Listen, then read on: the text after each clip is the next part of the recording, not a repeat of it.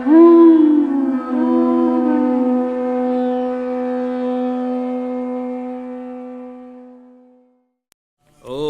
Namo Bhagavate Vasudevaya. Om Namo Bhagavate Vasudevaya.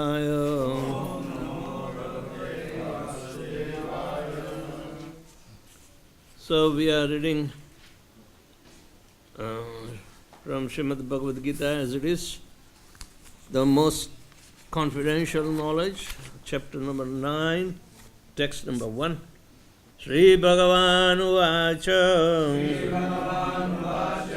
Idam tu te guhyatamam pravakshami anasuyave jnana vijnana sahitam yat gyatva mokshasya shubhat. Shri Bhagavan Uvacha. The Supreme Personality of Godhead said, Idam, this, tu, but, te, unto you, guhyatamam, the most confidential, pravakshami, I am speaking, anasuyave, to the non-envious, jnanam, knowledge, vijnana, realized knowledge, sahitam, with, yat, which, gyatva, knowing, mokshase, you will be released, ashubhat, from this miserable material existence. Translation and purport by His Divine Grace, A.C. Bhakti-Vedanta Swami Srila Prabhupada. The Supreme Personality of Godhead said, my dear Arjun, because you are never envious of me, I shall impart to you this most confidential knowledge and realization, knowing which you shall be relieved from all miseries of material existence. As a devotee hears more and more about the Supreme Lord, he becomes enlightened. This hearing process is recommended in Srimad Bhagavatam. The messages of the Supreme Personality of Godhead are full of potencies. And these potencies can be realized if topics regarding the Supreme Godhead are discussed among the devotees. This cannot be achieved by association of mental speculators or academic scholars, for it is a realized knowledge. The devotees are constantly engaged in the Supreme Lord's service. The Lord understands the mentality and sincerity of a particular living entity who is engaged in Krishna consciousness and gives him the intelligence to understand the science of Krishna in the association of the devotees. Discussions of Krishna is very potent, and if a fortunate person has such association and tries to assimilate the knowledge, then he will surely make advancement towards spiritual realization. Lord Krishna, in order to encourage Arjuna to higher and higher elevation in his potent service, describes in this 9th chapter the matters more confidential than any he has already disclosed. The very beginning of Bhagavad-Gita, the first chapter, is more or less an introduction to the rest of the book. And the second and third chapters, the spiritual knowledge described is called confidential. Topics discussed in the 7th and 8th chapters are specifically related to the devotional service, and because they bring enlightenment in Krishna consciousness, they are called more confidential. But the matters which are described in the 9th chapter deal with unalloyed pure devotion. Therefore, this is called the most confidential. One who is situated in the most confidential knowledge of Krishna is naturally transcendental. He therefore has no material pangs, although he is in the material world. In the Bhakti Rasamrita Sindhu, it is said that although one who has a sincere desire to render devotional service to the Supreme Lord is situated in the conditional state of material existence, he is to be considered liberated. Similarly, we shall find in Bhagavad-Gita 10th chapter that anyone who is engaged in that way is a liberated person. Now, this first verse has specific significance. The words idam jnanam, this knowledge, refer to the pure devotional service, which consists of the 9 different activities: hearing, chanting, remembering, serving, worshipping, praying, obeying, maintaining friendship, and surrendering everything. By the practice of these 9 elements of devotional service, one is elevated to spiritual consciousness, that is Krishna consciousness. When one's heart is thus cleared of material contamination, one can understand this science of Krishna. Simply to understand that the living entity is not material is not sufficient. That may be the beginning of the spiritual realization, but one should recognize the difference between the activities of the body and the spiritual activities of one who understands that he is not the body.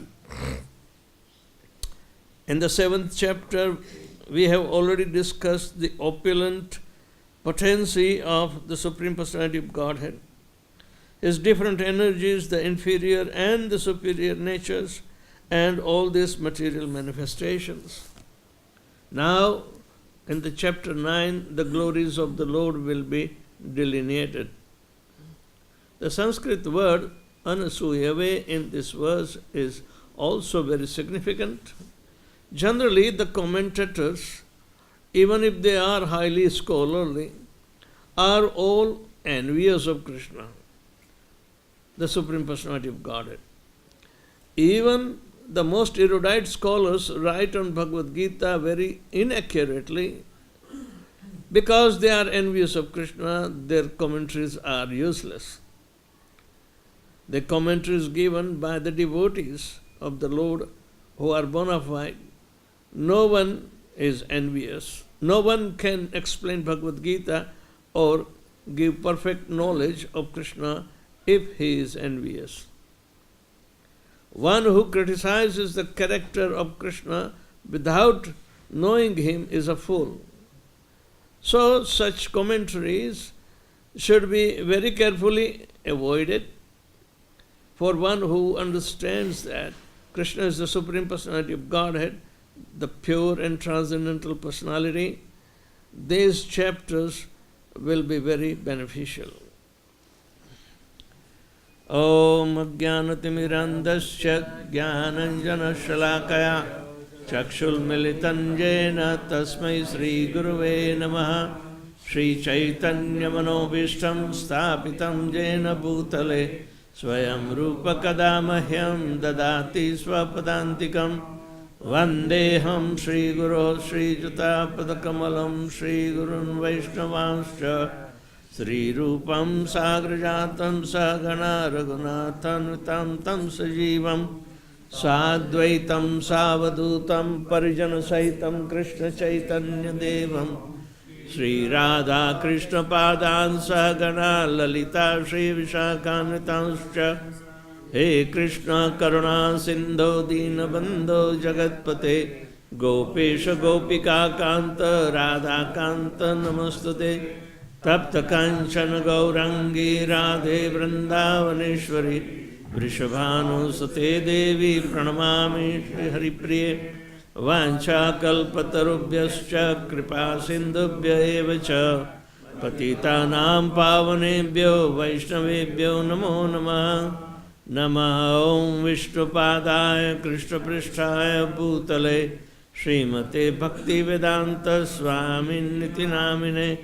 नमस्ते सारस्वते देवे गौरवाणी प्रचारिणे निर्विशेषशून्यवादी पाश्चात्यदेशतारिणे। जय श्री कृष्ण चैतन्य प्रभु नित्यानंद श्री अद्वैत गदाधर श्रीवासादि गौरभक्तवृंद। हरे कृष्णा कृष्णा कृष्णा हरे हरे, हरे राम राम राम हरे हरे। श्री भगवान watch इदं तु ते गुह्यतमं प्रवक्ष्यामि अनसूयवे ज्ञान विज्ञान सहितं यद् ज्ञात्वा मोक्षसे अशुभात्। Srila Prabhupada describes the confidential knowledge was revealed in the second and third chapter, where the distinction of body and soul has been the pivotal education. Most of the people are ignorant of that, so naturally we can say easily that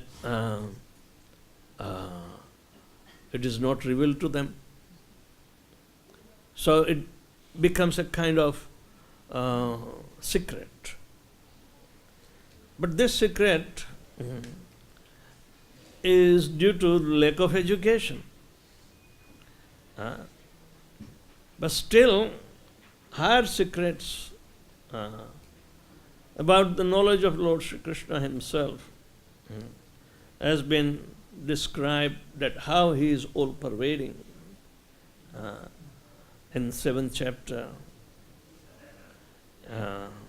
even 8th chapter also. It is for those who are dhyana yogi, all right? You may compare the confidential nature can be also understood if somebody is an impersonalist.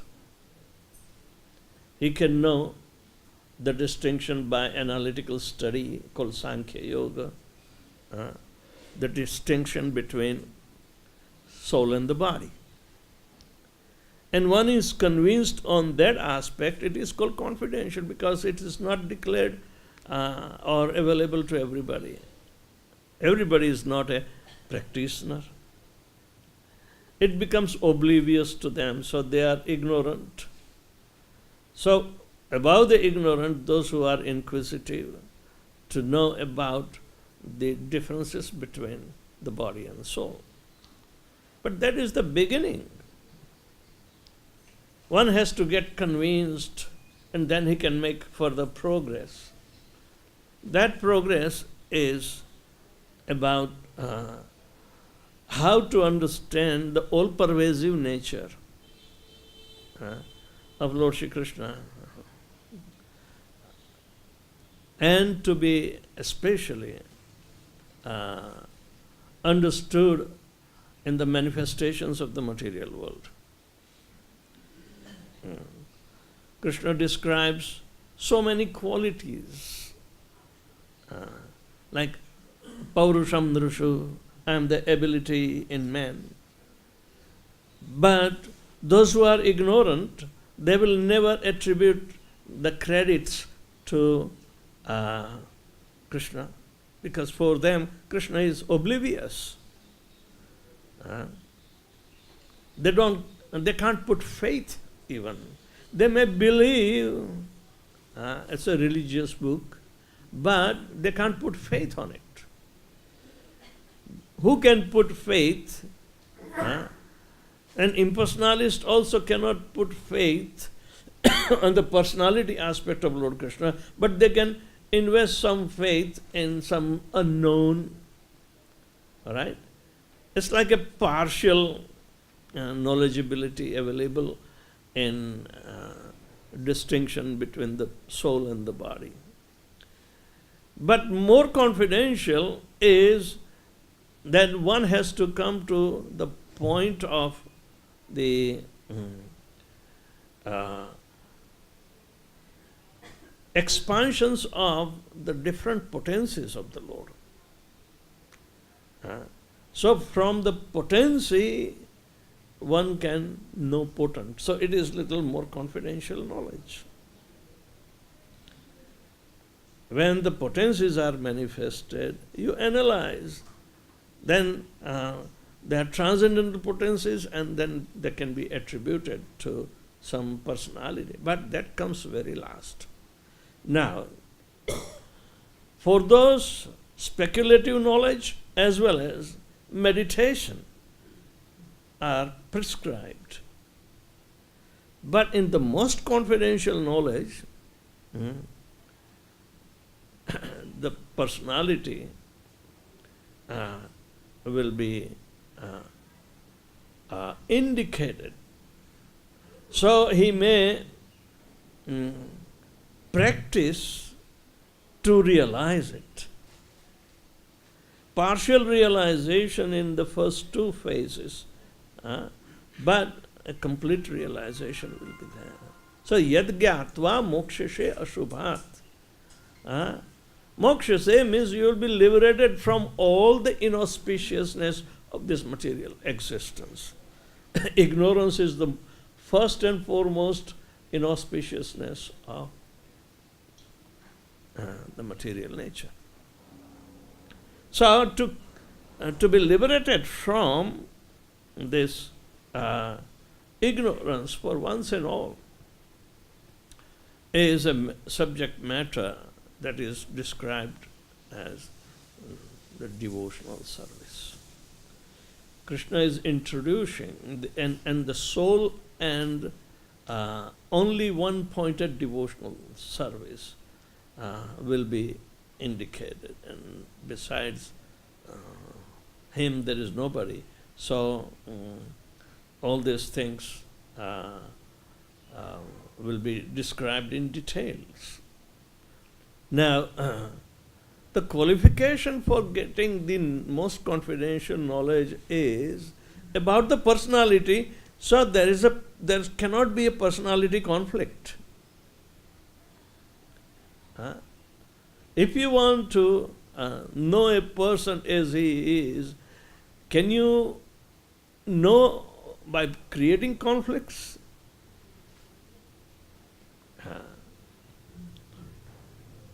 One who creates conflicts is afraid, is fearful, is envious. So there cannot be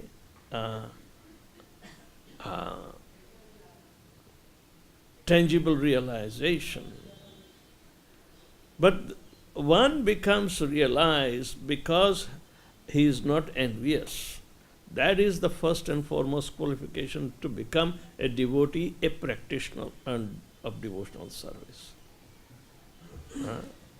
So the point here that Prabhupada is driving, that how detailed he has to enter, it's a different subject matter of the devotional service. There are 9 kinds of devotional service, but they must be practiced. They must be performed. Without putting in practice, devotional service is not a mental titillation. It is not considered to be subject matter of sentiments. Because the realization will free us from all the misconception of this material world and takes us or transcends us to the spiritual realm forever. This is not a part-time realization. Those who are having part-time realization, they can be jnani or yogi, but not a devotee. Devotional service is once you get hit by the loving arrows of Lord Krishna's reciprocation, you cannot, trade in anything. Krishna says, yam labhva chaparam labham manyate nadhikam tata. By achieving this position of which is immutable, indestructible position of a devotee who is convinced in Lord Shri Krishna's supremacy, and all in all, he becomes, fearless because he is convinced. Other two are speculative. They are not convincing. They may be meritorious in their yugas. Just like meditation was the means in Satya Yuga, and sacrifice was the means in Treta Yuga. So, meditation is very difficult, and Arjuna does not recommend it, but it is possible only in its meritorious age. That is Satya Yuga. We are in Kali Yuga. Our methodology is different, and it has been described in Yajurveda, Kali Santrana Upanishad, and in Srimad Bhagavatam, and so many places. Even Chaitanya Mahaprabhu brought it and established as Sankirtan Yajna. Yajnaihi Sankirtanam Prahe Yajanti Sumedasa. So it requires some sumedasa, some good intelligence, discrimination between the qualitativeness of one process over the other. Nobody can surpass pure devotional service. Not ordinary devotional, pure devotional service is required. Anya bilashida shanyam jnana karma dhanavrutam anukulyena krishnanushilanam bhaktiruttama. Uttam bhakti. Because Krishna is Uttam. Uttamaha purushastvanya paramatmiptyudaharata. So, it cannot be less. It is at par, at par. So when we are given this most confidential knowledge of pure devotional service, it cannot be considered to be an impersonal. Right? The confidentiality to know the person may reveal the other aspects superficially, but a devotee will always prefer to dive deeper into the confidentiality more and more by putting himself into very, very acute devotional service. So much conviction. So such conviction is not there in impersonalism or even yoga system. So, Prabhupada gives a synopsis of this, that in second and third chapter the confidentiality is revealed, but more confidentiality is revealed in seventh and eighth chapters. But now in the ninth chapter, the most confidential situation is being explained. Because there are different categories of jivas. In human form of life, if you know the most confidential aspect of Krishna consciousness, then you know everything. You will have automatically the knowledge of impersonal as well as localized aspect.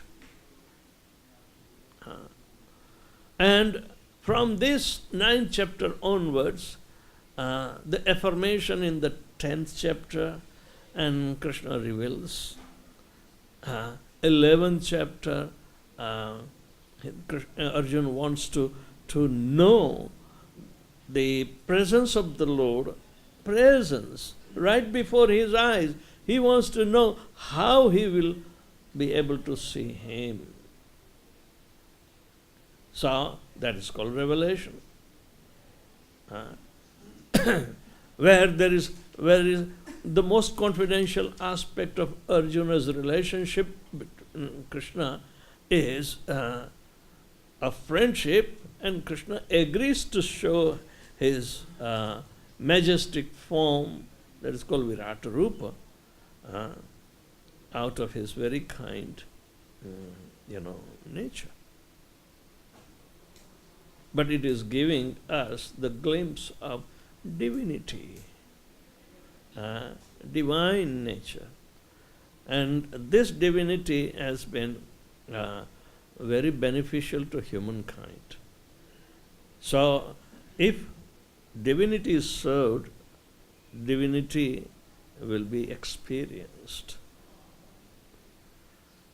The holy name is divine. And if we serve the holy name, because it is divine, it will make us divine.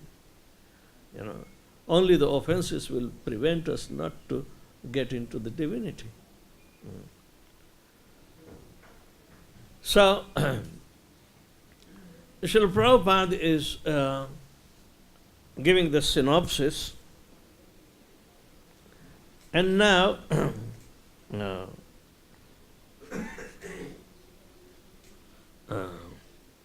he will tell the word anasuya is very significant. Generally, the commentators, even if they are highly scholarly, are all envious of Krishna.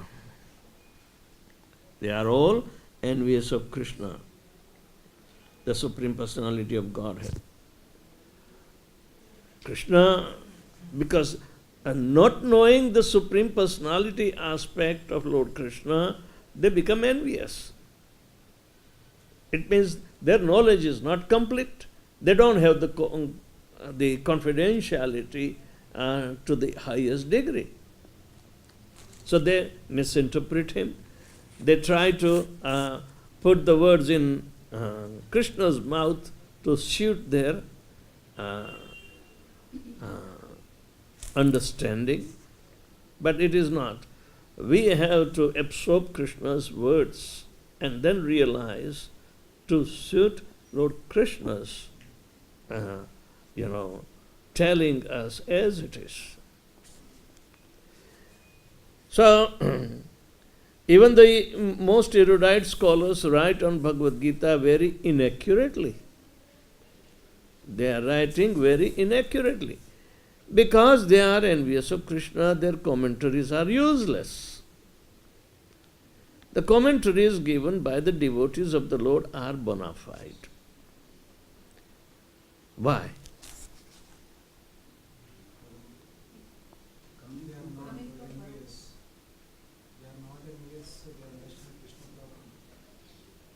Who will vouch for your non-enviousness? Do you have anybody? It is coming from the parampara. No. Because they are realized. That's correct. Realization is making the distinction. The realization about the personality is absent in the so-called erudite scholars, and they don't care. They, like Dr. Radhakrishnan, he was very, very high scholar of Sanskrit, right? And Prabhupada used his Bhagavad-Gita in English because there was none available when he came to United States. His Bhagavad-Gita was not in the print even. only the manuscripts were there. But Prabhupada was bold. He would point out the defects in his interpretations. He was bold enough. He gives the commentary, but commentary for Manmana Bhav Mad Bhakto Madhyaji Maham Namaskuru Mahamai Vaishyasi Satyam Te Pratijani Priyosim. What does he say? Oh, ultimately, you do not have to surrender to Krishna, but the one who is not seen and speaking through him. You have to surrender to him. Now, who is that?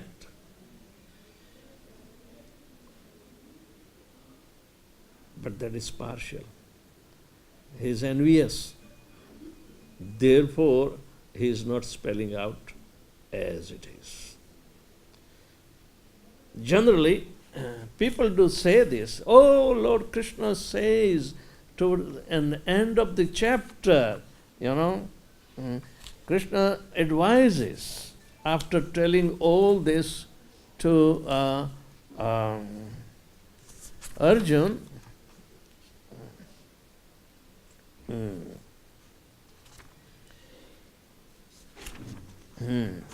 In text number 62 of 18th chapter, just to give you the glimpse of this as a reference,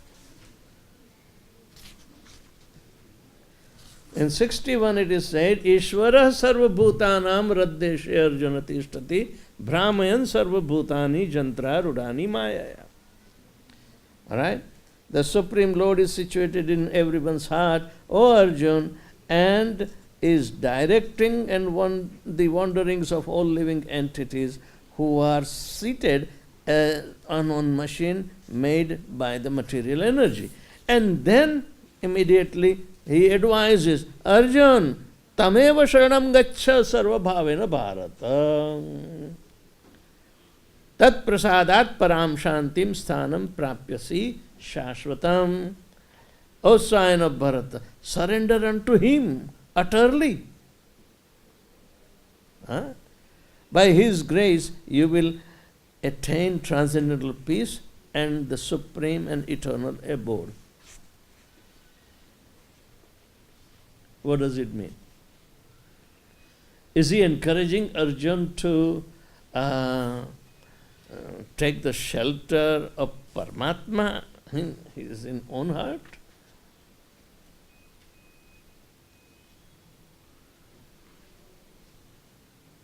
What? How do you understand this? He says the Paramatma realization is very important. Because we were thinking we are Ishwaras, but no, Paramatma is real Ishvara. So we have to admit that first in front of him. Isn't it that the same realization one will get by chanting Hare Krishna purely?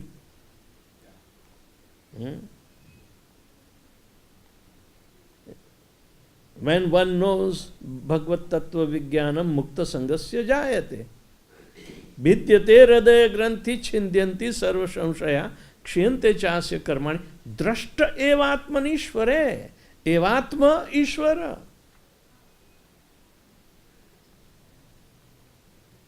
Evatma is not Ishvara. Is a small Ishvara. That is small Ishvara. And that small Ishvara is him, but Parameshwar, he is not Parameshwar. So Ishvara has to surrender to Parameshwar. Is it okay? You are a little controller, but he is the supreme controller of your own entire body. Not only controller, he is the supplier of everything that you need. You don't have anything. So naturally, you have to be thankful to your Paramatma sitting in your heart. Therefore, do not jump over him, because immediately Krishna says, iti te jnanam akyatam guhyad guhyataram maya vimrushya asheshena yathachasi tatha kuru. Thus I have explained to you the knowledge still more confidential. Deliberate on this fully, and then you will you do whatever you wish to do.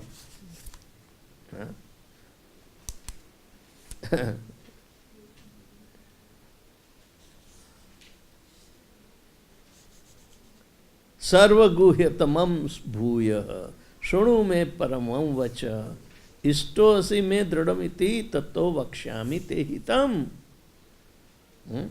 Because you are my very dear friend, I am speaking to you my supreme instruction, the most confidential knowledge of all. Hear this from me, for it is for your benefit. Manmana bhava madhyabhakto madhyaji mam namaskuru. This is the most confidential aspect. This is the conclusion of Bhagavad-Gita. And that Krishna is telling him. Now, if a person does not know the transcendental nature of the personality of Godhead, he will mistake. Right? Paramatma is a localized feature in every living entity's heart, where the soul is residing. And he is being facilitated by the super soul, who can become minute and situate in the heart of the soul. So naturally, when the soul is realizing, but in front of him, he realizes the source of everything as Paramatma, then naturally he has to surrender to him. He has to surrender to him. He can't think. Mayavadi thinks, Atma so Paramatma. Even though they will say, these are two distinct entities living in one body, but they look alike. So there is oneness. Yeah, but what about the who is doing what? The function of Atma is different, the function of Paramatma is different. And who supersedes whom? Who is dependent and who is independent? Paramatma is the localized representation of the Supreme Personality of Godhead, Lord Shri Krishna. So therefore, he says, Sarva dharmana parityajya mamekam sharanam vraja. Aham tvam sarva papebhyo mokshishyami ma sucha. So you can understand the misunderstanding can put somebody onto a totally a cliff, and even though he has come to the highest point, but it is a cliff which is very slippery and he is going to fall down. So this is very important, that three categories of the knowledge is there, but unless and until one realizes the Paramatma feature, and Paramatma feature will be revealed only after he gets liberated and then realizes the nature of the Supreme Personality of Godhead as localized aspect. Then he can approach the Supreme Personality of Godhead himself. Therefore it is written that you will go to the spiritual world. Means he will have interaction with the Supreme Personality of Godhead, Lord Shri Krishna himself.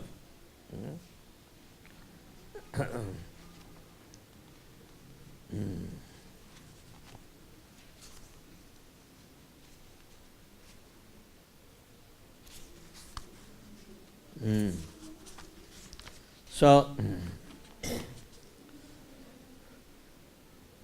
By surrendering to Paramatma, one will go attain the transcendental peace and the supreme and eternal abode.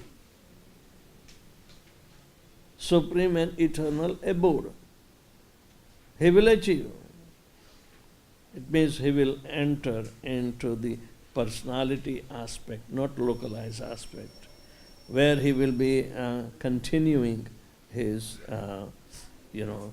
eternal devotional service. Once upon a time, as individual part and parcel of the Supreme Personality of Godhead, we were interacting. But we left that position out of enviousness and we fell off the cliff. So if you climb the cliff and again the envious mentality is there, again you are going to fall. That falling will be continued. Aruhya krichena paramapadam tata patanti adha anadat yushmadangraya. Lord Shri Krishna's lotus feet have to be grabbed. Means tamev sharanam gaccha. Okay, sharan, how will you go? Shaking hands? No. Hold the lotus feet. All right? By securing our position at the dust of the lotus feet of the Lord, we will get peace and we will achieve our constitutional position in eternal service mode. Then sthanam shashvatam, eternal abode will be there. This consciousness will be the same, but you take that same consciousness to the eternal abode and continue the service that you have been doing before, but for time immemorial we left that. That is called going back home, back to Godhead. So, anybody has any question on this?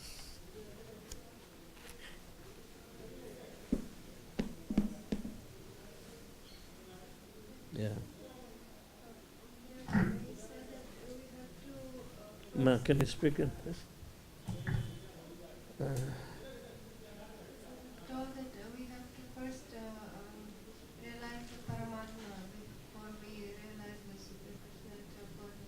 So in our practice as sadhakas, how should we meditate on the Paramatma, or should we meditate on No. Krishna and Vrindavan? How can we realize the Paramatma aspect? You are given the service to perform in your eternal loving devotional service of the Swarupa. Right now we are engaged in that. So naturally the other realization will come automatically. Why do you have to do separate efforts? So we should directly meditate on Krishna's Supreme Personality. That's correct. And the Right. Paramatma aspect we have First on sound vibration, then gradually increase according to that. You will be liberated when you have nishtha. You will be liberated when you have nishtha. Then rati, asakti, bhav, prem. These are the ones that they will take you to higher and higher ranks. Liberation is already there if we are carefully weeding out our anarthas from the heart.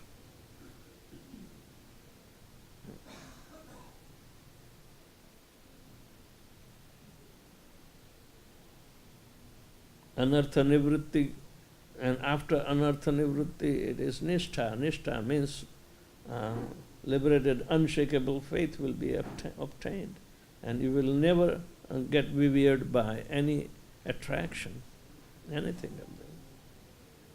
So you will develop further and further more confidentiality, and the most confidentiality will be really. You can't jump on the most confidential aspect right now. But that is the way the bhakti is. Stage-wise development. The history says that to meditate upon the impersonal feature, according to Krishna, is very difficult, first of all. And it was meritorious only in Satya Yuga. All right? But you need to have a lot of practice and waste of time. At the expense of your miseries, you will have to do. Klesho adhikataras tesham avyakta sakta chetasam avyakta hi gatir dukkham dehavad viravapyat. So why to trade in such a thing? Unless you are envious. No, you want trading. A devotee is non-envious. A devotee is non-envious. And therefore he will accept the philosophical understanding about the personality aspect, and he considers its reality, even though he has not achieved. But he is on that platform, and very confirmed platform.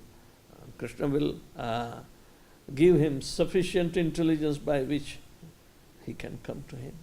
Tesham satata yuktanam. It cannot be applied that those who are impersonally engaged.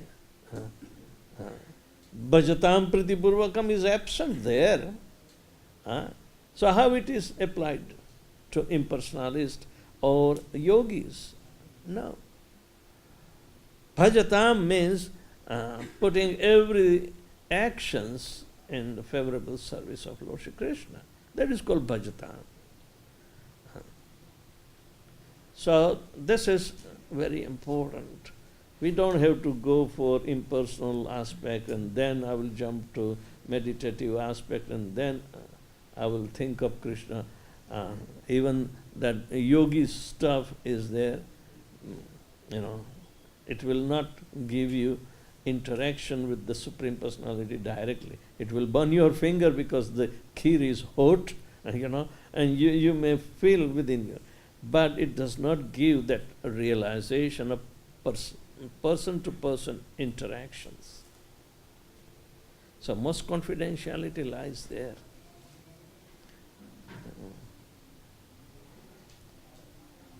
Any other question?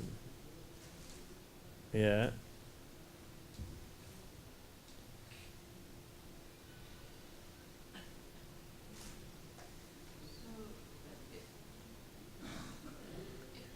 So Hare Krishna Prabhu. Our process is bhajatam pritipurvakam. So we put our effort into serving with love. We still have to put our effort into removing the narratives as well. Love means it is what, abstract, or actually we transform ourselves and interact with the devotees with loving attitude. Interaction with the devotees is more important than the abstract idea of the love. Practice. One who does not remain envious, even with the devotees, then Krishna is accessible. Because after all, we are all connected by devotional service. And devotional service is not an ordinary work.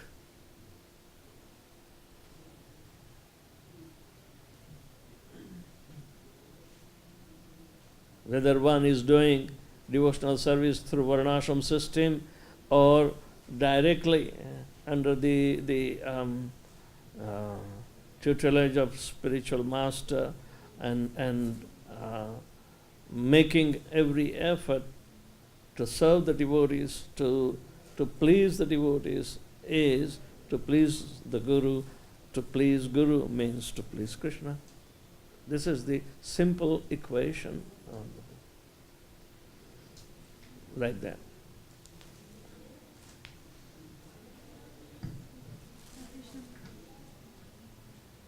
Krishna Maharaj, Jai. thank you for a nice call. My question is, does Krishna like chocolate pudding? Krishna likes Chocolate pudding. chocolate pudding. No. Prabhupada, they put Prabhupada into controversy. Some early devotees said that when they were mixing chocolate into sandesh and other, and they gave Prabhupada to try. Prabhupada said, very nice, so you can offer. But as soon as here, when the temple was under construction, Harisori Prabhu at that time, he said, it is cold like this, and one devotee started a kind of stall to give them hot chocolate drink, like Horlicks or whatever it is, but it has chocolate, Ovaltine, something like that. And Prabhupada said, that's not good, stop it, it is intoxicating. It is, chocolate is not good. So, if they want to make sandesh only, it's like a pudding. But I don't think all these things, they have more or less effect of habit forming. Okay, medically they are all diuretics, and they change the normalcy of the cells, especially the water pump in a cell. It will demand more and more water, and so it can throw it out. Well, I studied this effect when I was in my master's in biochemistry, and oh my God, I said, this is the activity, what they call diuretics. Anyway, better avoid it. We can avoid controversies, right? Where there are some plus and minuses there, or positive and negative. Better avoid the whole thing. Devotees found carob. There is no problem there. But chocolate is a problem. Krishna gives alternative. Carob is a mercy in disguise.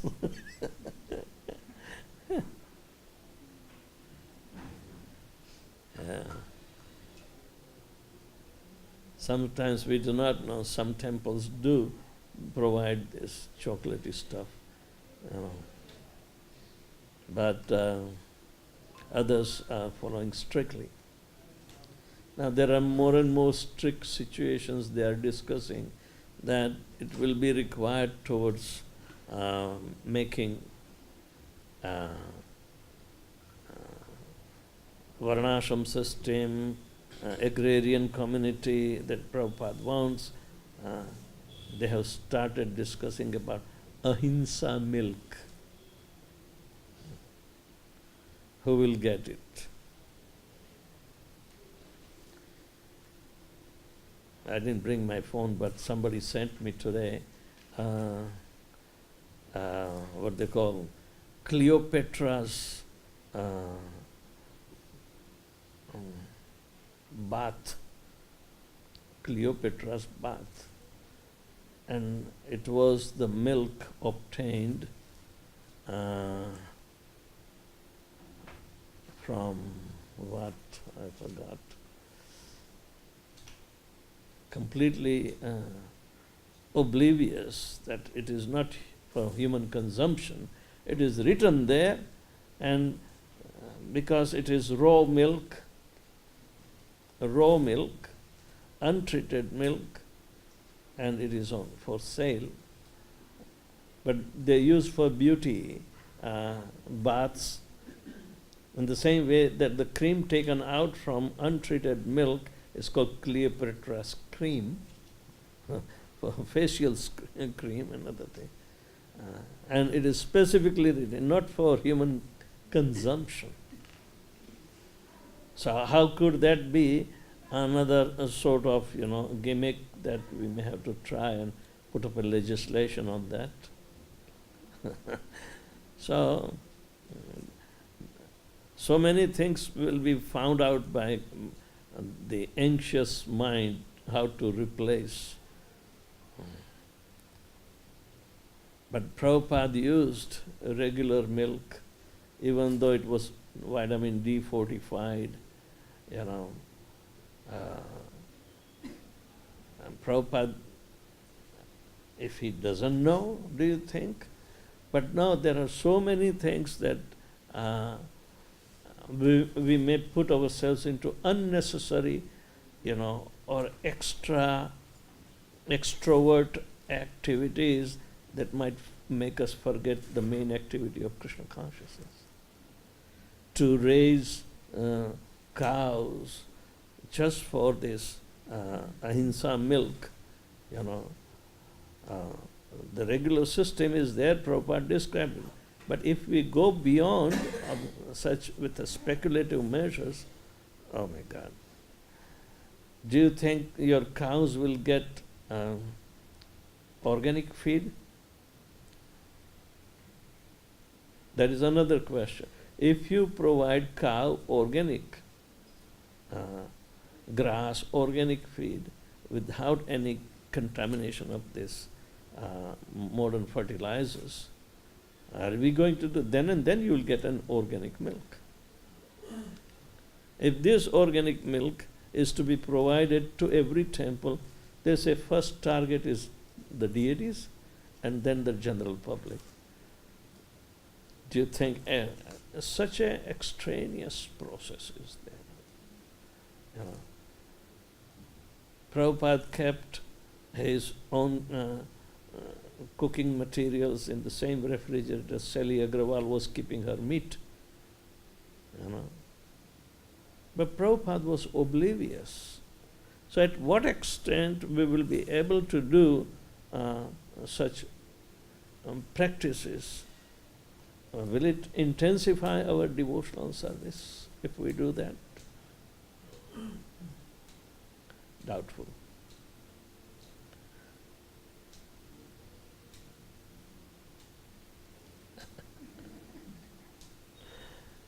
Any other question or comment? Yes.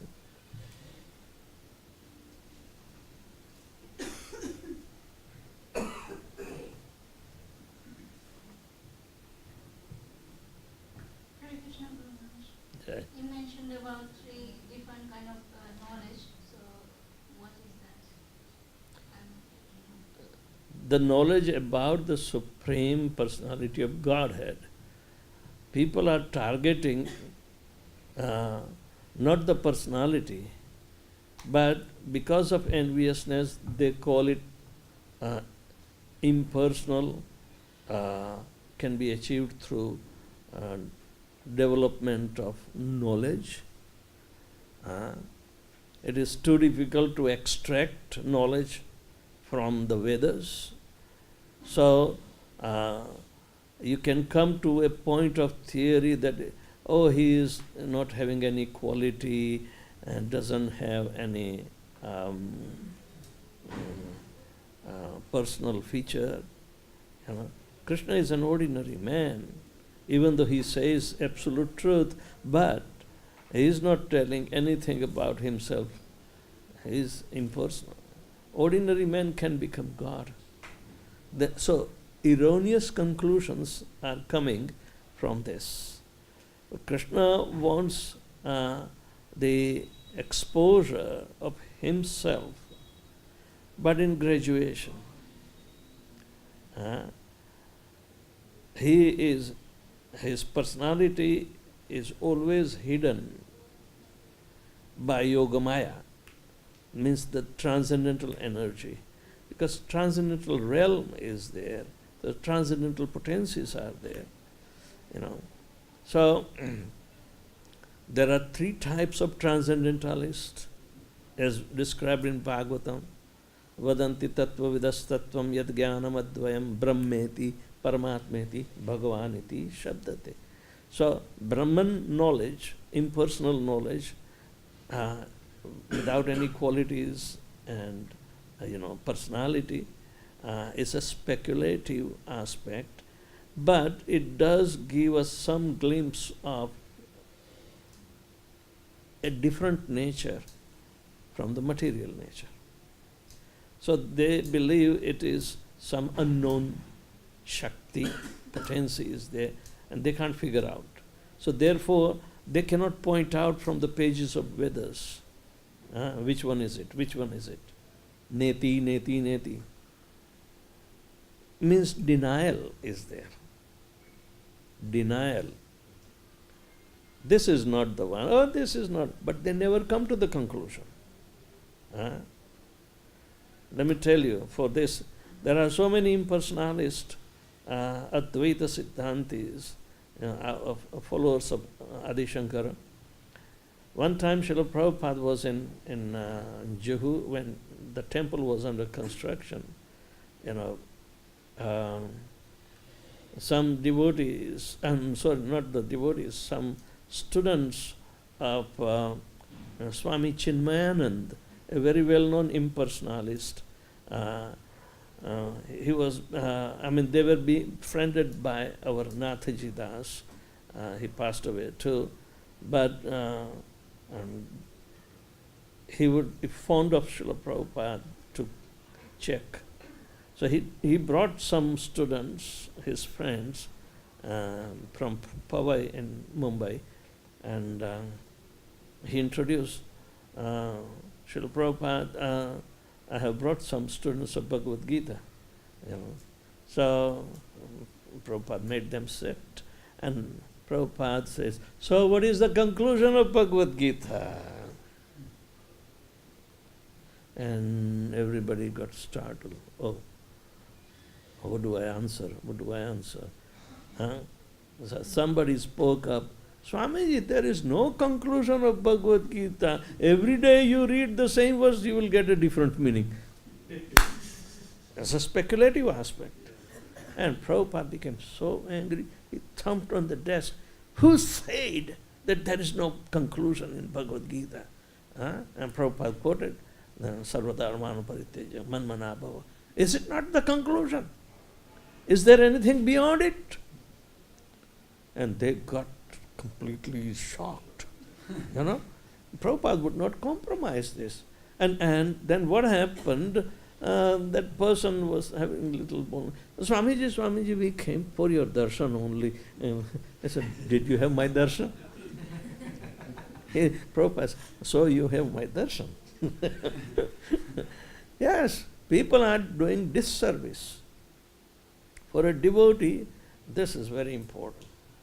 Because those who are partially realized, they don't understand that the transcendental nature is not coming from an oblivion from nowhere.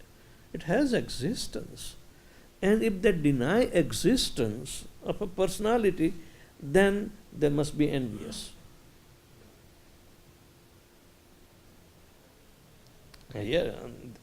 Idam tu te guhyatamam pravakshami anasuyave.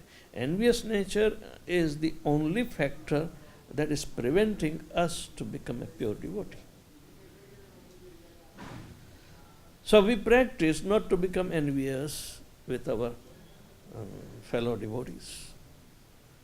And therefore we will be able to do best welfare for everybody in whatever capacity. But removing enviousness is a very tough job. So that is confidential part, we can agree, but it is not more confidential. Then why do these yogis meditate within their own heart about the Paramatma feature. Many yogis do not understand even that the Paramatma is having the four-handed Vishnu form standing on the lotus feet. Lotus, with Shankha Chakra Gada. It's an expansion of Vishnu, who is all-pervading Paramatma. They don't understand. Who they meditate upon? Impersonalists also do the same mistake. They also want to meditate. But if you go to every place, they start their meditation with chanting the holy name. Om Namo Bhagavate, Om, all these different mantras are there. They do. But then they want to sell their own product of impersonal aspect. So then they started. But why are you chanting? And what does this name mean to you? Impersonal? They belong to a personality. So they are called Mayavadis. Mayavadis are Krishnera Paradi, Chaitanya Mahaprabhu. Never hear from them. If you hear from them, your devotional life will be finished. So we have to be very protective. So that is confidential knowledge that everybody do not practice because they are not exposed to it. The knowledge is experienced in meditation, and then they think it is light. So they generally meditate on a little candle and light. The yogis used to sit in a very straight posture, nati nicham nat chailajana kushottaram. So much is told that you have to have padmasana, then the griva and everything should be straight, and push your nose tip in front so you can meditate on the nose tip and vibrate. Oh. So then ultimately something will happen in your, through the consciousness, a bright light will come, Did you do yoga? In Iyengar yoga system, they want to do this, and especially in Sabhasam, go as if you are leaving your body, withdraw all this, sensory perception, think that you are, and then when it comes, then chant Om. But you can't crack your, Agya Chakra and go back wherever you want to go. There is a lot of trapping. So yogis are also incomplete. They are not complete. It's partial realization. But the full realization is available to pure devotee, and so it is the subject matter to be understood. It's the same subject matter, but partial realization and complete realization is the only difference. Got it? Knowledge is not only to keep within the brain, but it has to be lived. Not related to this slok. Yes, okay, continue. Hare Krishna Maharaj. Hare Krishna Maharaj. Is not a question related to this slok, but is something private in matter of your material qualification, as you explained that when you were doing master in biochemistry. So my question is, what is the usefulness of the material knowledge in a spiritual activity, according to your own experience? If you are able to utilize in service of Krishna, that knowledge can be utilized. If you can utilize that knowledge by karma or jnana, it should be utilized in service of Krishna. As an example of your personal experience, can Yeah. you know that how you utilize your biochemistry knowledge in the... I gave up. So you have not used. There is no use. No use. It was a waste of time and Thank you, energy.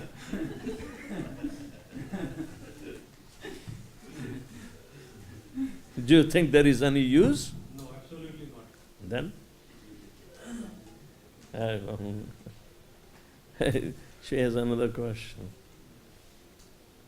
Did not hear. Yeah. Your time is up, Prabhu?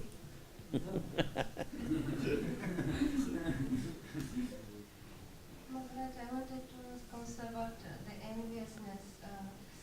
How does it manifest in our day-to-day life? Krishna explains in second chapter, in very beginning, distinguish is a function of intelligence. Ichha dvesha samuthena dvanda mohena bharata sarva bhutani sammoham sarge anti parantapa. These are the two factors that created duality, enviousness and a separate desire, which are simultaneously popping up. Because you are individual, the misuse of your minute independence by enviousness created a separate desire to enjoy than Krishna. Not with Krishna or not in relationship to Krishna. Alone, you think you are also enjoyer. But Krishna is the Purusha. And we became false enjoyer. Our world, you can't squeeze out enjoyment from the material nature. It will be cheating. Right?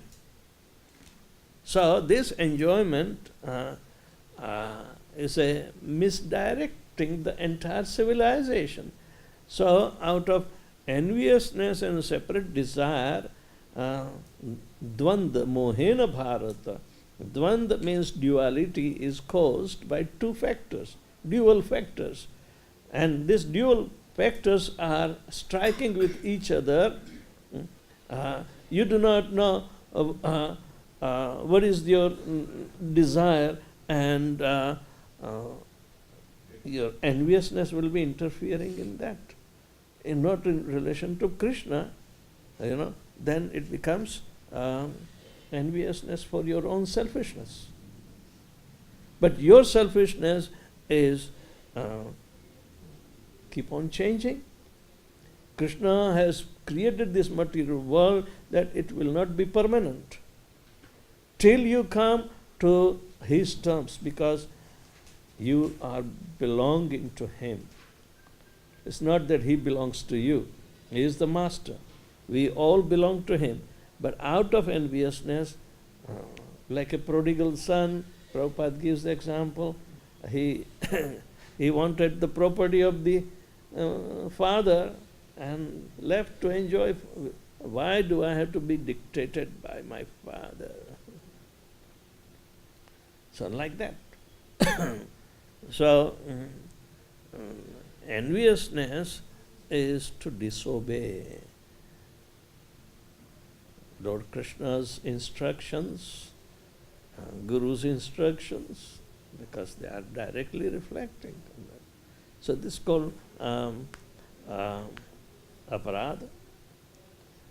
Aparadhas are going on perpetually like this, then we do not grow from it. Right? So these are the two factors that cause us to come to the material world. And Krishna said, now you try your luck. It's good and fortunate that after many, many lifetimes we have come to this human form of life to receive Guru Krishna Prasade Pai Bhakti Lata Bij, like that. So we have to be thankful that you can't say, Prabhupada said, oh, don't think, when did you fall down? How did you fall down? This is immaterial. Just try to grab something and come out from this sinking ocean. Hmm? That is intelligence.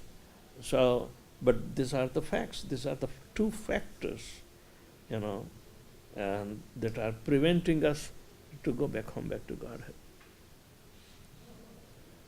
As you said that it is very difficult also to get rid of this enlistment. So, are there some practical steps, like what can we do to get rid of Yes, this? stick to Guru's instruction, Prabhupada's instructions, and you will be delivered. Very good.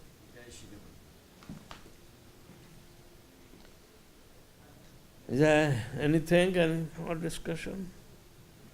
Srila Prabhupada ki jai.